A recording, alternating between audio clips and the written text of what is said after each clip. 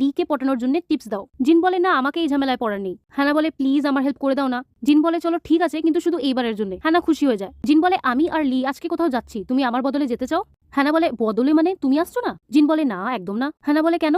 জিন বলে ওখানে তোমাদের মাঝখানে আমার কি কাজ? হ্যানা বলে যদি শুধু আমরা দুজন থাকবো এটা ডেট লাগবে। জিন বলে তুমি ডেটই তো চেয়েছিলে না ওর সাথে? হ্যানা বলে হ্যাঁ আমি চাইতাম, কিন্তু যদি শুধু আমরা দুইজন হই তো আমার বুক ধুকপুক ধুকপুক করে কাঁপতে থাকবে, আর যদি আমি হার্ট অ্যাটাক করে মারা যাই তো? জিন বলে আমি জানতাম না তুমি ওকে এতটা পছন্দ করো। হ্যানা বলে এটা তো একটা উদাহরণ দিলাম। জিন বলে ঠিক আছে আমি এসে যাবো, কিন্তু বাকিটা তোমারই হাতে। হ্যানা যখন লোকেশনে পৌঁছয় ওখানে ইউনও আসে। হ্যানাকে জিন ডেকেছিল আর ইউনকে লি। আর এই কথাটা ওদের দুজনকেই ভালো লাগে না, কারণ ইউন জিনকে পছন্দ করতো আর হ্যানা লিকে। তখনই জিন আর লি আসে আর ইউন এমন ভাব দেখায় যেমনি কি ও আর হ্যানা অনেক ভালো বন্ধু।